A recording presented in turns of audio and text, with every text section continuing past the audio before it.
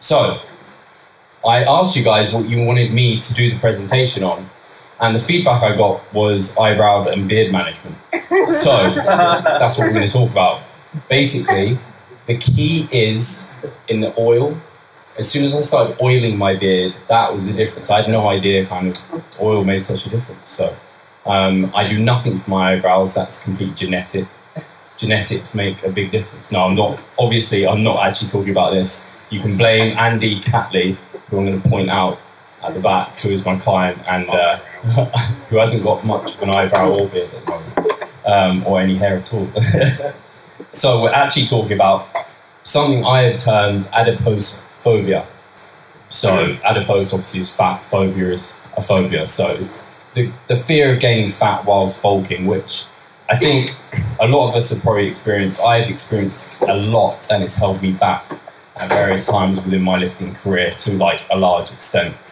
So much so, I don't know if I coined it or if Mike coined it, but gaintaining was something that some of you might have heard, and it might be kind of used in different ways, but I've always kind of taken it as like basically not really gaining weight, but trying to gain muscle, trying to lose fat, trying to do everything at once and not really getting anywhere. So, I mean, who in here has ever cut earlier than they planned to cut?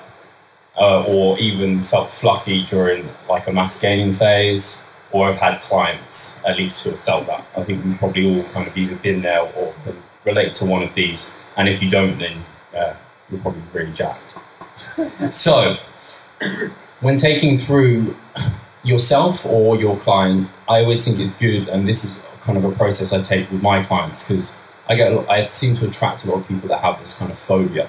I guess they can relate to me and they see it with themselves. So I give them a bit of a reality check. So a lot of people kind of throw in the towel early because they see the scale change a lot during that first week.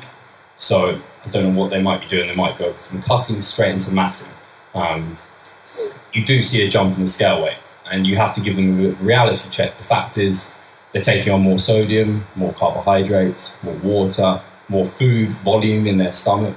They're going to gain weight. If they don't gain weight that week, it's probably a bit of an oddity. So you kind of tell them they should expect to gain more weight that week than they should otherwise expect.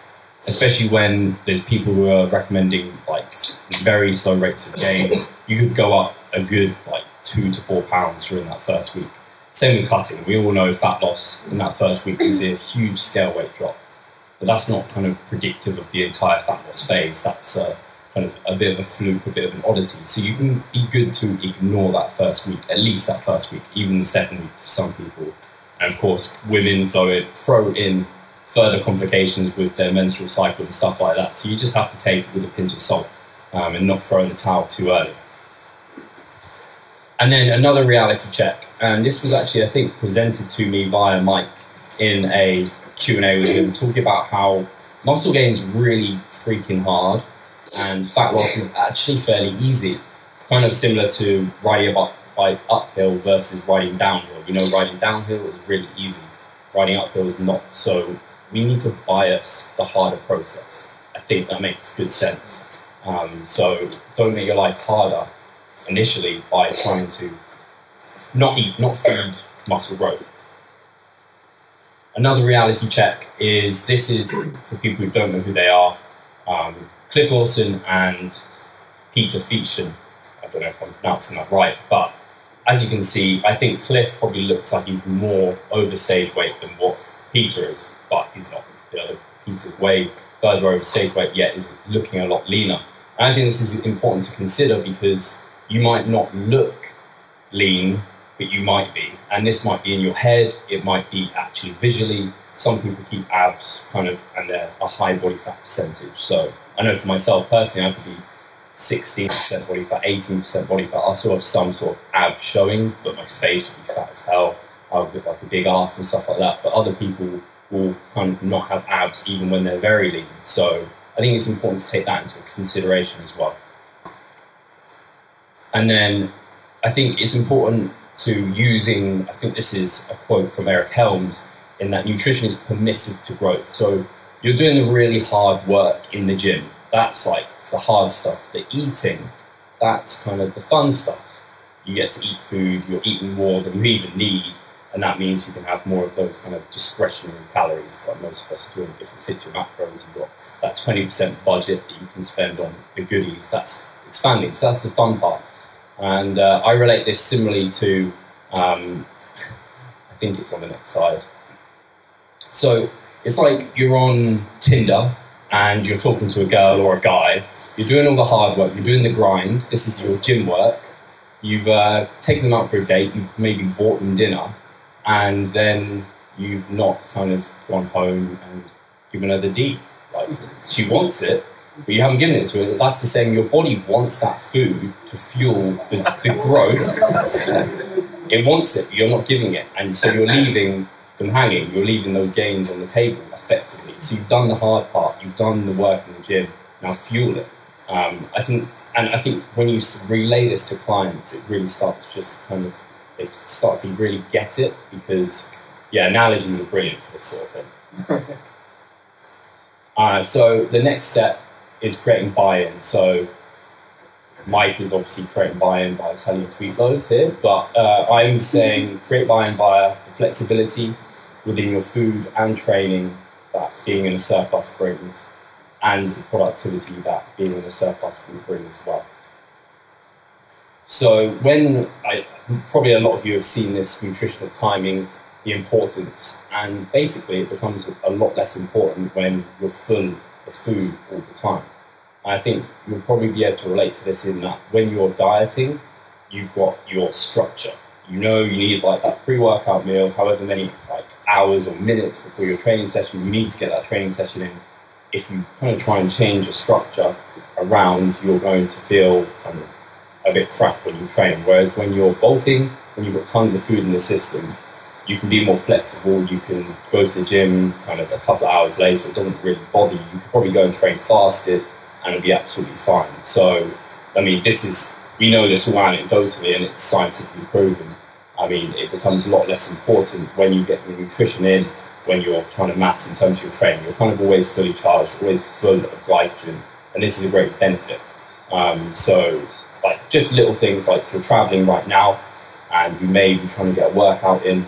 I'm sure there's some of you in here who are dieting and it's a nightmare when you're trying to kind of get your nutrition sorted and you're trying to get your training session in, whereas I bet there's some of you here who aren't dieting and it's not really much of an issue. Like, you feel fine because your recovery and everything's much better. You've kind of, like you said, full of glycogen, you're fully charged to go all the time. This is a great benefit because I don't think many people think of it when they are massing. Kind of, it is at times to enjoy because dieting brings these kind of restrictions. So this is just again a graph to kind of show that when calories increase, you just get more and more flexible. You just get that extra benefit, and just creating a visual like this can be really powerful to show a client, and they can kind of relax a lot more than kind of they are so used to being restricted. So you can tell them, like, as we start eating more, you can enjoy that extra flexibility. You've kind of earned it. You've done that hard work while you're dieting. Now enjoy this. So another performance benefit is, you can see me here, skinny as anything on my show day, and then 2 years post-show, kind of, I mean, I'm not fat, but I've got a lot more cushioning. When you're really dieted down, anyone who has done a contest prep will got very lean, and you've got like the barbell on your back, it's not comfortable. Or when you're trying to bench off your chest and you've got like no fat on there, it's just not a comfortable feeling. You haven't got the cushioning between even the lubrication that the fat will also bring when you're a bit over kind of stage condition. You get great performance benefits. You can use more load, you can use more intensity in the gym. This is again going to help. So with all of this, you're creating buy-in for the individual to realise that kind of the surplus is required. There's lots of benefits to even being not shredded all the time. So this is a graph some of you might have seen. I did it in an article where I talked about different aspects of MRV. And Mike actually really liked this graph, which I was happy about, in that kind of when you're in a deficit, your maximal recoverable volume is lower. As you enter maintenance and get into a surplus, it does gradually increase. Obviously, there's going to be a point at which, and you could relate this to kind of the argument about you can't overtrain, you can just undereat. Obviously, there is a point at which you can't just keep eating and just keep training hard, but there is an element of truth to this. If you allow yourself to eat more and get a bit more training in, you should be able to push more muscle growth. So that's, again, a great buy-in tool. So along with that, I talked about the intensity being able to be more. You can also do more volume. You've got more glycogen, you can push harder in the gym. And obviously you guys will know Brad Schoenfeld, and there's a clear dose-response relationship between the amount of volume you do and obviously can recover from, which is obviously Mike's made that very clear. But if we can do more volume and recover from it, that's a great benefit. We can gain more muscle. Again, you're just creating buy-in with all these different kind of angles that we're approaching this from.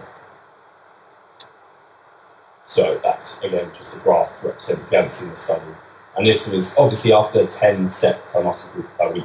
We don't know what the next increment of growth is going to be, but it should be fairly good.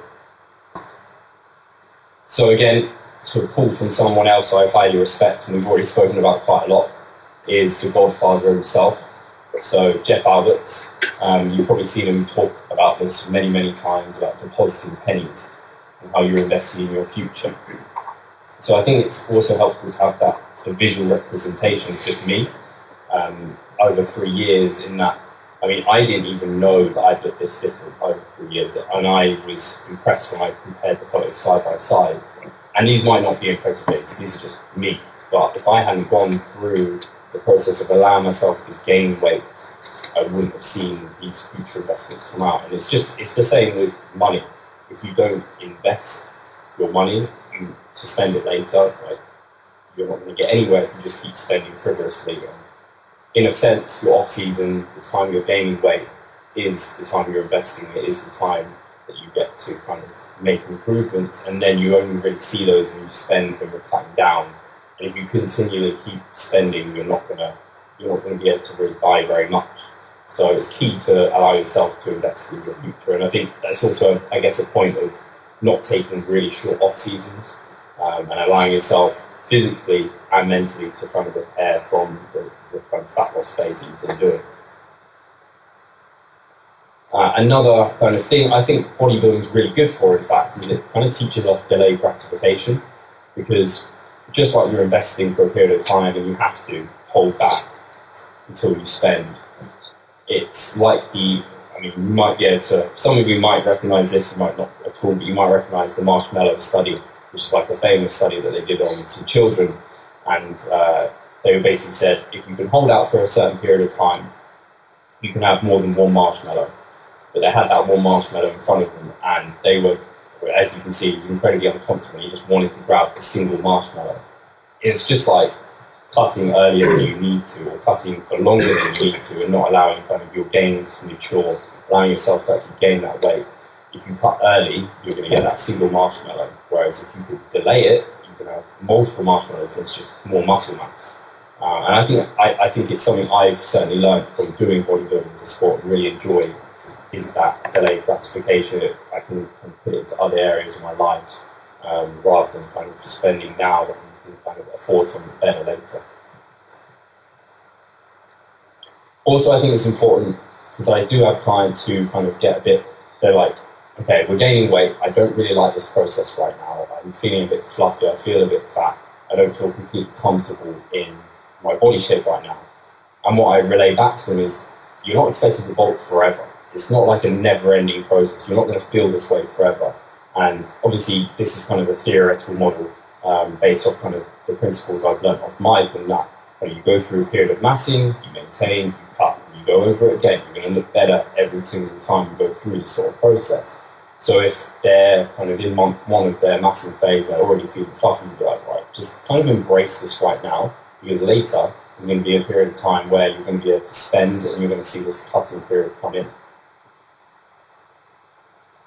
And again, we're investing in the future, so again, neither of these processes happen overnight. You gain some muscle, you drop some fat, you gain some muscle, you drop some fat. This has been the process that bodybuilders have done for years, these cutting and bulking cycles. And again, it's really hard for a lot of people to become process-orientated rather than kind of the short-term vision. If you map this sort of, just a visual like this in front of them, they kind of will slowly begin to trust the process, they begin to understand things. and realise that you don't get fat overnight either, just like you don't gain muscle in kind of a single day. You don't, well, you might, but a very, very small fraction. You don't gain a significant amount in a single day. You won't gain a significant amount of fat in a single kind of surplus of calories. What might happen with yourself at times, or even your own clients, is that they bring up other people they see. It's kind of a double-edged sword in a sense with social media, because it can be at the same time inspiring but also incredibly gutting.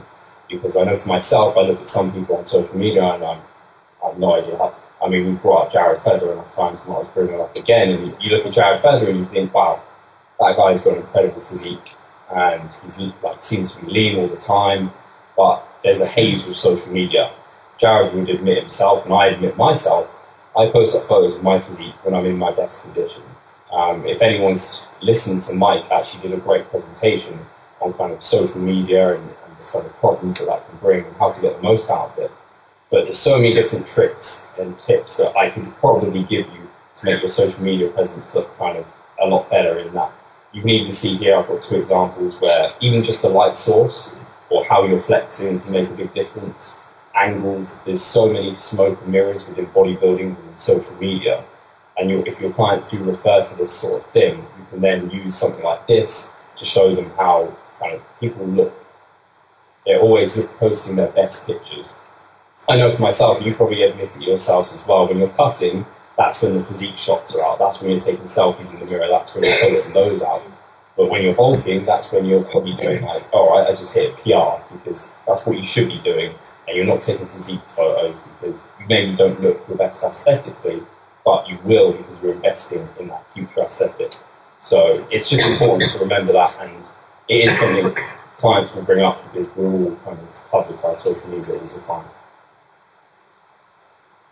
Again, I think it's important to have multiple ways to assess your progress within all of this, because I certainly have had clients who obsess about potentially trying to gain strength, and I've done it myself. I've chased numbers in the gym and kind of weight on the bar, and sometimes that doesn't go up. And we know when you gain muscle slow, but gaining strength is also very slow, and gaining strength isn't necessarily the key to muscle growth. There are many other things within that. Yeah, sorry.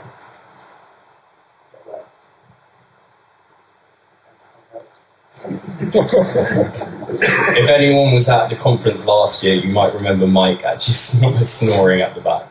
But we're keeping away from Red Bull, so that's good. Thank you. So these are 6 questions you could ask yourself or ask your client that I think I actually got this from Mike again from one of our Q&As. We went over different ways you could assess progress kind of to gain muscle. And I think you can virtually always find 2 or more of these in which you can say yes to, unless you're doing them really wrong. If they're following the process, the steps you laid out for them, you're using the principles of kind of scientific training and nutrition, you're going to be able to say yes to probably 2 or more of these, which is really good because that'll keep them on track. Because they will be on track.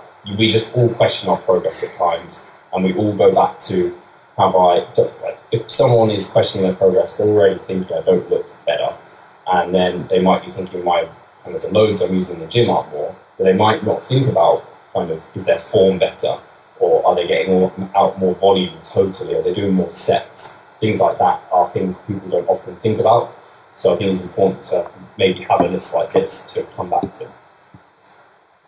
So kind of come to a small close, and I probably talk about these things far too long. Just some client case studies, because I think it would be important or helpful at least for me to go through some of the people I've taken this or helped them get through this with. So starting off with someone, I think this is probably my longest term client, Scott Thomas. And I had actually compared these kind of before and after photos. This is basically when he came to me, and then how he's looking right now. And there is a real dramatic process that's gone through there. He looks completely different. It might not be completely clear to you all there, but he came to me kind of previously overweight and lost a lot of weight. But as you can see, still in his beginning photos, he still wasn't kind of particularly lean. He would probably be what you call skin fat. So he was kind of that beats someone down a little bit, having that background of being overweight and then kind of not feeling completely confident in your own body. So he's also small framed, gains weight easily on low amount of calories. I think that's kind of a common trait of people who are really quite fat phobic, in that they actually don't need to eat much to gain weight. So it just becomes a bit more of a scary process. Scott was also a completely protein overconsumer. Again, a common thing I find with people who don't want to gain fat. They almost feel like if they eat more protein, they're not going to gain more fat. And even some studies now that are coming out probably don't help with this process. I think they can beat the rule of thermodynamics, and it always plays a part. So that's often a common thing you'll see, is that they're overconsuming protein, which probably is meaning they're underconsuming other things, which isn't going to help their performance. And then again, we still do this today actually, where we use cardio to kind of keep the sanity. A lot of people who are scared to gain muscle, not scared to gain muscle, scared to gain weight, kind of overdo cardio.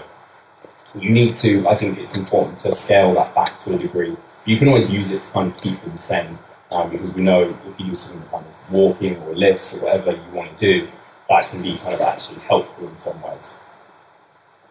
So with Scott, we went through a process of, initially, he was consuming hardly any calories, so we actually had to build him up before we could come down. And most people, I don't know what your guys' opinions are, but when I have someone with skinny fat, traditionally I look to cut that fat down before building up, to get them in the best position. However, he was already on very low calories, had already been dieting a very long period of time, so we built his calories back up before coming back down. The heaviest I've ever got him to is 155 pounds, so not a lot over his starting weight, but his body composition looked dramatically different. And now he's 142 pounds and sits within that 10 to 15% body fat percent range. So we talked about P ratios before, kind of partition ratio, and that 10 to 15, or you might say 8 to 16%. Sitting within that is a good idea for that kind of size. So that's where we've gotten to. And going through this process of the reality check, all the science, all of those things had to kind of be continually reinforced with him to eventually get him to this point. And now we might be in a range that he's actually mentally happy with. His body might prefer to sit a bit heavier at times, but he mentally can sit within this range knowing that, okay, I'm comfortable with my body shape, and I know I'm kind of maximizing potential muscle growth by helping my P ratio and those sort of things. If you bring it back to those scientific concepts, that often really, really helps.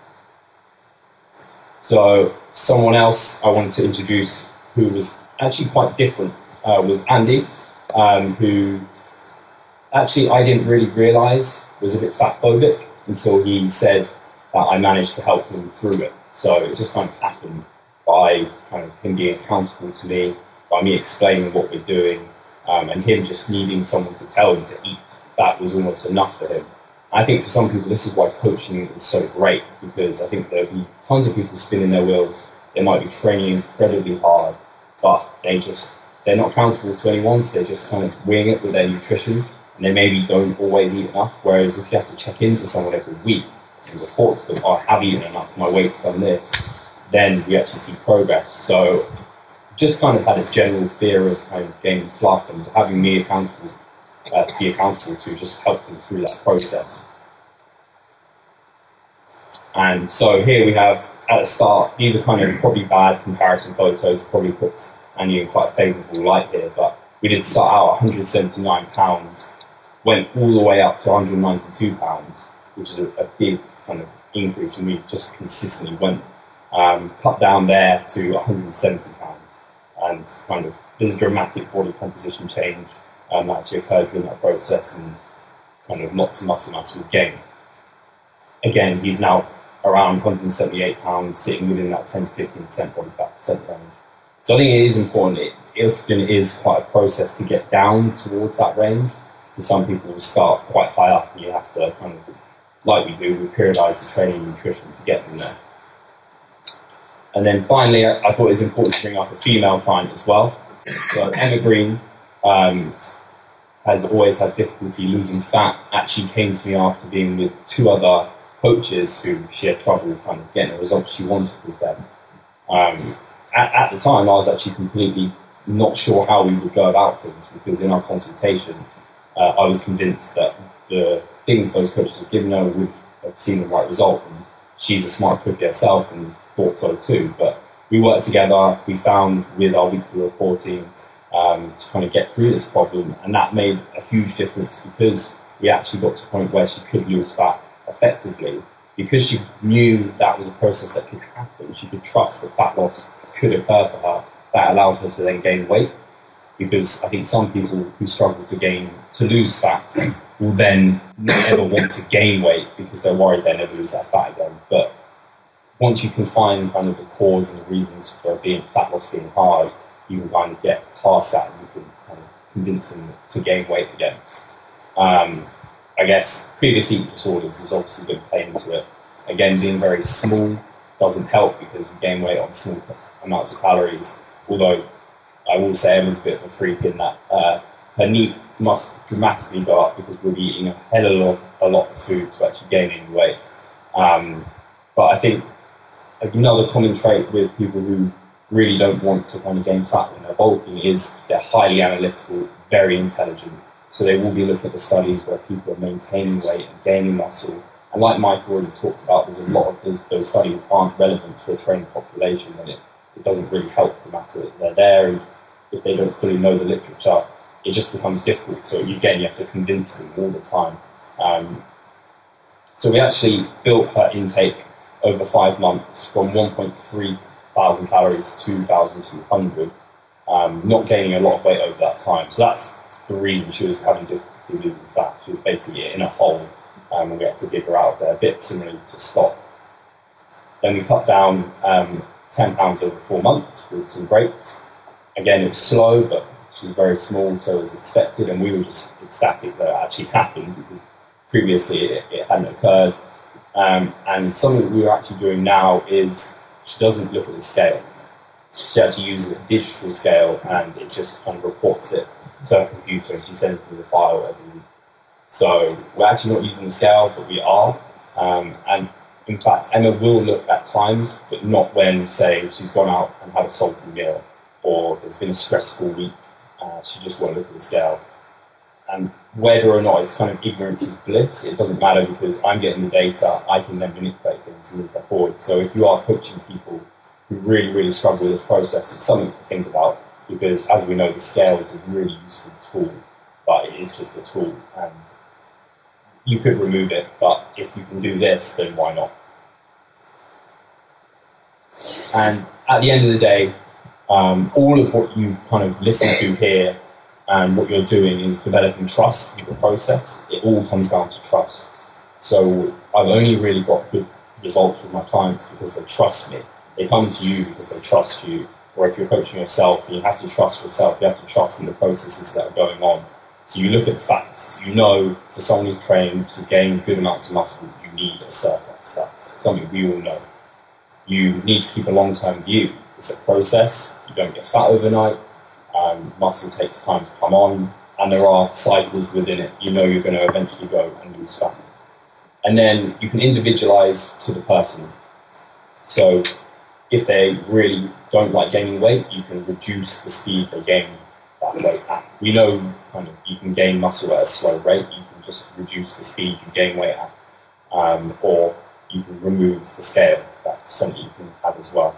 But overall, you just have to get them to commit to the process, because that's the most important thing.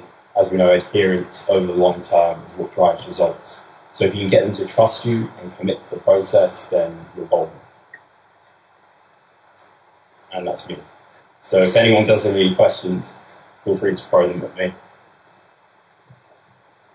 Yeah. So in what circumstances would adiposephobia be more reasonable? So Mike alluded slightly to it when he said about people who have been overweight for like a very long period of time. Mm-hmm. Their bulk should be more conservative, or at least reasonable to like arrange it in that way. Is there anything else, any other instances that come to mind where sort of not adiposephobia per se, but a slightly more conservative approach to bulking would make more sense? I guess I always use a percentage to their body weight. So I think some people don't do that, so they just use a blanket like 2 pounds or something. Whereas if it's a 100-pound female, 2 pounds could be quite a lot. Whereas if it's a very large male, £2 might be appropriate. So I think that's important to scale it to the individual. But yeah, apart from someone being previously overweight, I'm not sure. There's different arguments either way. I don't think anyone else would needlessly need to go slow. Not that I'm aware of anyway. Thank you.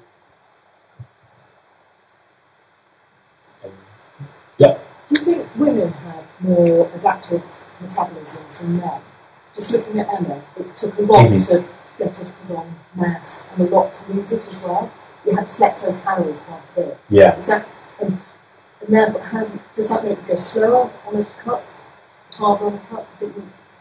So, from my personal experience, I haven't found it to be kind of gender specific, but I have had clients who adapt downwards and upwards, which is kind of like when you're gaining weight, it's great because you just have to keep eating more and more, or to a point it's great.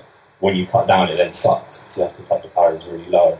The only thing, and something we do with Emma, is during her dieting periods, we do put in refeeds, and we find that does kind of give her that boost, and that enables her to keep up. And we track steps and things like that, because they fire up when she's in kind of eating and gaining weight. And when we cut down, if we didn't track, I think they would just kind of almost force them in.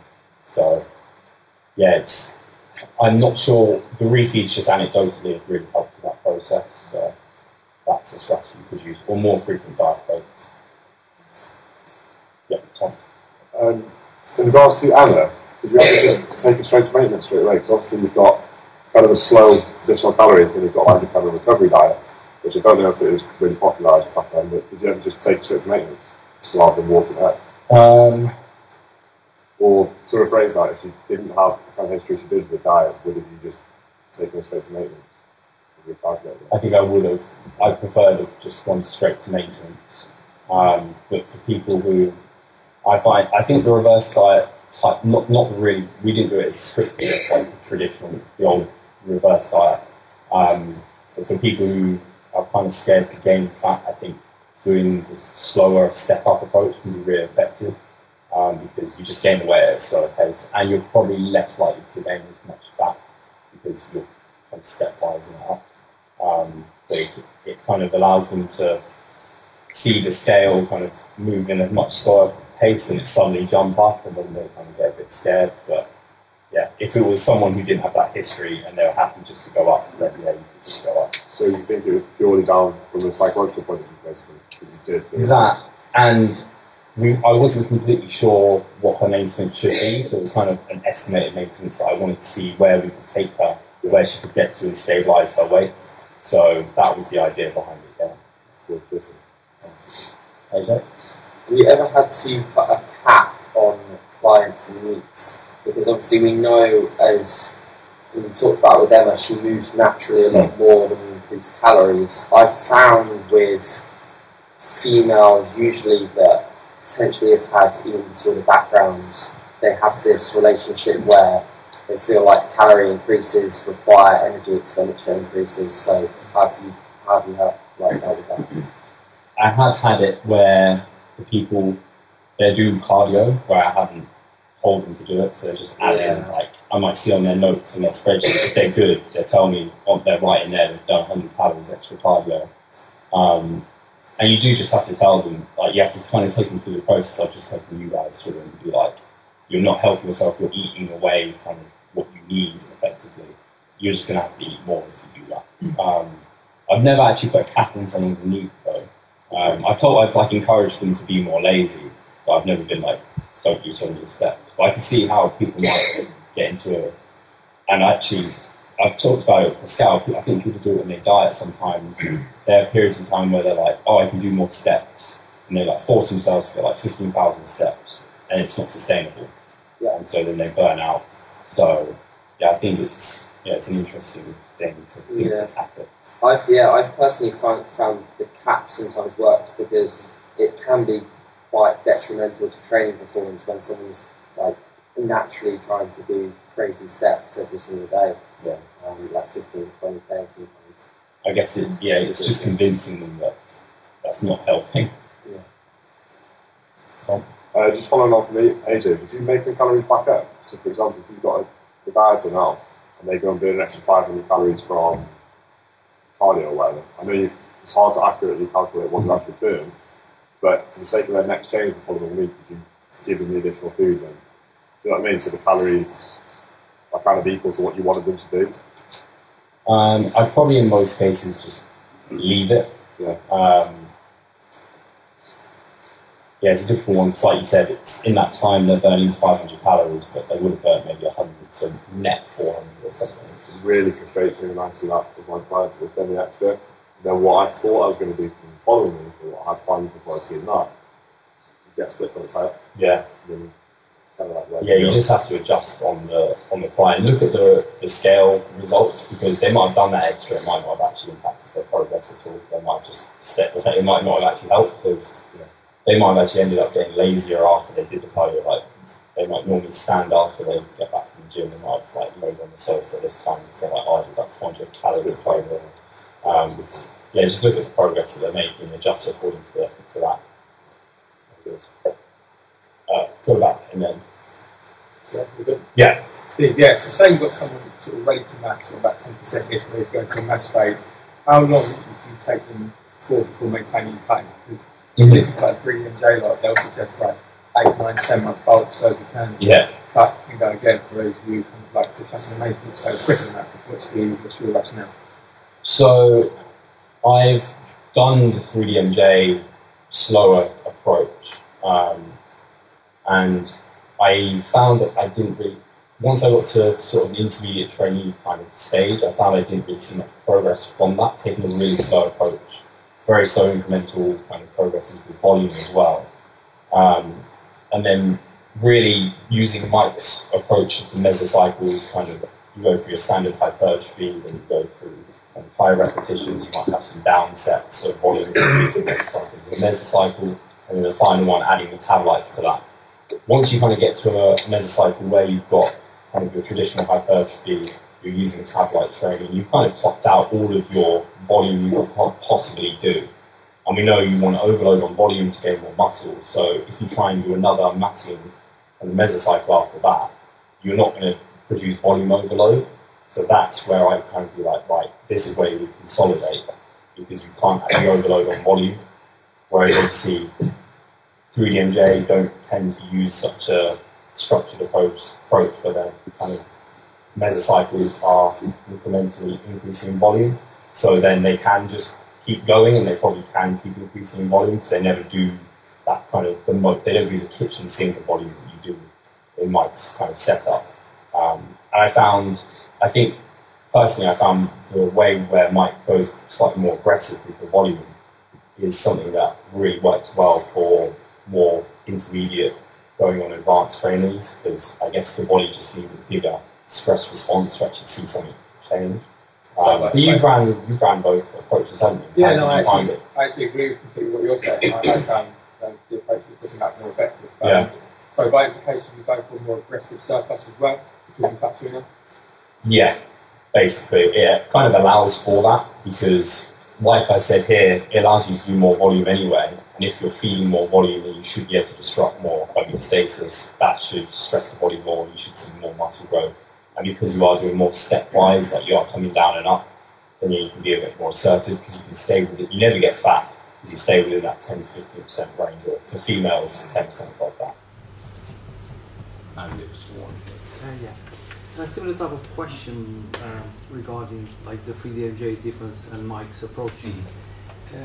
About the surplus, obviously, if you're working with an advanced natural athlete, say in hypertrophy, obviously we know that naturally you can only gain a very slow amount and minimum, pretty much, depending on your training age. So the closer you are to your genetical ceiling type of thing, would you still use the a high surplus? I mean, what would be the point in that? Because you can't gain too much muscle.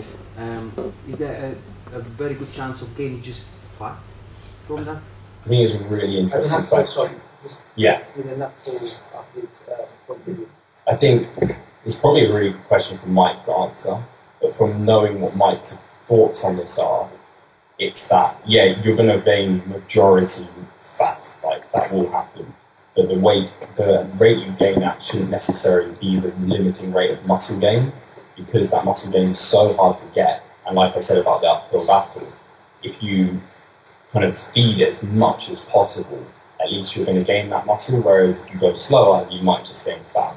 That's kind of the thought process behind it, and that there may be, and I've talked about it with Mike, an overload, a nutritional overload as well, in that the body gets stressed by having so many calories coming in, that there could potentially be and Mike will be able to expand on it much better than what I can, but kind of it needs an overload of just calories coming in to see the muscle come on. But as far as I'm concerned, I kind of bias the muscle gaining process as much as possible because it's so hard.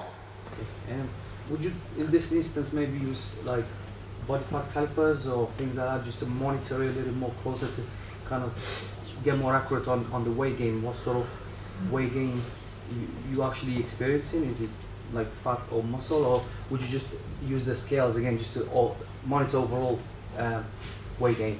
I think using those sort of, I think especially for an advanced person, it's just you're just going to be so annoyed because you won't see the progress you want to see via that method. And I think it's important to remember that with some of the body fat testing methods, not only are they not accurate, but if their inaccuracy is to a size where I think there's a certain period of time, if you take a DEXA within like a month of one another or something, the error rate would be so large that there's just no point comparing the two. So it could be the same. I guess you could compare that to calipers, and again, calipers could be off. So I think it's just hard. That's why you have to, I think, especially as an advanced trainee, you have to trust the process at that point. Trust that kind of you're able to do more volume, and eventually when you do kind of cut down and spend, visually you're going to look that little bit better. Okay. Rasmus? Yeah, for the same person, the advanced training, is a physique athlete. Maybe it's a question for Mike later, but I want to hear your thoughts about that. So, still going through those, massing, cutting, maintaining cycles, but staying closer to your stage weight. So, the same kind of weight fluctuation, but staying within a lower body fat, maybe 5%. Yeah. What do you think about that?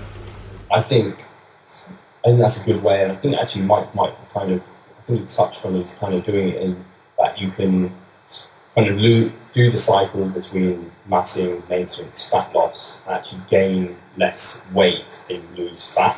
So then people can use it in a way to edge their settling point down, so they can overall be cutting more fat rather than gaining more weight at the same time. So then you can you can bring yourself down near a stage weight.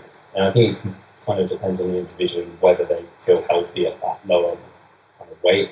And I guess the way you can either do it is, you run maybe the 3 mesocycles of massing, you're going to probably have to gain slower, or you only run maybe 1 or 2 and gain faster, and then kind of cut sooner. And that's how you keep closer to that stage weight. I wonder what Mike would think to which approach would be better. Good question. Yeah, just referring back to the graph with the relationship between maximum recoverable volume and calorie intake. Would you say there's a similar relationship, or perhaps an inverse relationship, with minimum effective volume? And how would you sort of, if you're in like a calorie deficit, would that change at all, your minimum effective volume? I don't know, actually. I would probably be one for Mike, actually. It's your question. I can't think through it quick enough. Is Mike on in? Sleeping. You might be. Yeah. Until now, you talked about clients that are afraid to gain fat, but do you have experience with clients that are afraid to cut because they don't want to lose strength and muscle mass? What are your thoughts about it? Interesting. Don't come across it half as much. Most people want fat loss to come as fast as possible. I normally have to fight them back not to lose too fast. It's hard to, I think something I think would be of great benefit is for those people is if you take them through kind of the maintenance phase that Mike runs, at least then they've held that weight for a period of time. You can tell them the science behind kind of, I think Lana McDonald's called it like a hardening phase or something along those lines, or at least the old school bodybuilders used to call it a hardening phase. And once they've maintained that, then you can kind of be like, right, do you feel comfortable now that you maintain that size for a period of time to then cut down? That might give them kind of the belief that they're not going to lose all their gains straight away. But yeah, I can see I've definitely heard of people suffering from that, but I don't see it half as much. Yes. Thank you. No worries. Yeah. You spoke a little bit about trust with your clients. Is there anything specific that you're doing initially to gain that trust and build that relationship? More specifically online people as well? I think so. What did he say? He said you don't neglect the ball. No, I think I do. I think it actually starts with my social media presence.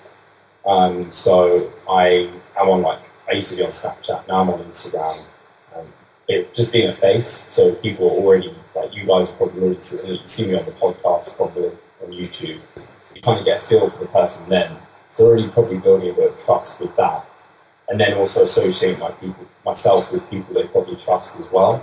So I guess another, like the podcast, the fact that I get kind of very well educated guests coming on there, and I couldn't get them on there if I didn't have contact with them, that kind of builds trust. But then going further, apart from that, I then have a consultation with them before they're going to sign up. So it'll be like a 20-30 minute chat where I really get to know them. So that's kind of absolutely pivotal. I couldn't have someone just sign up by it, and I just couldn't do it now. In fact, I'd turn someone down if they weren't willing to have that initial consult, because I just think it's really important. And then from there, weekly vlogs. So I get my clients to record themselves, like 5 to 10 minute video, how's their week gone? They talk through everything. I want to actually know about everything in their life. So, and I can genuinely say that a lot of my clients have become friends because I just know them, I know their lifestyle, they know me. And you've got a good connection anyway. If they're coming to you for coaching, they'll put you because they relate to you, they're into health and fitness, so you're already a friend in a sort.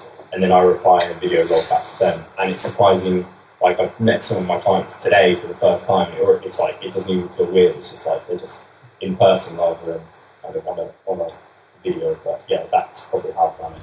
Could you use previous examples of clients and maybe even your own physique to build that trust as well?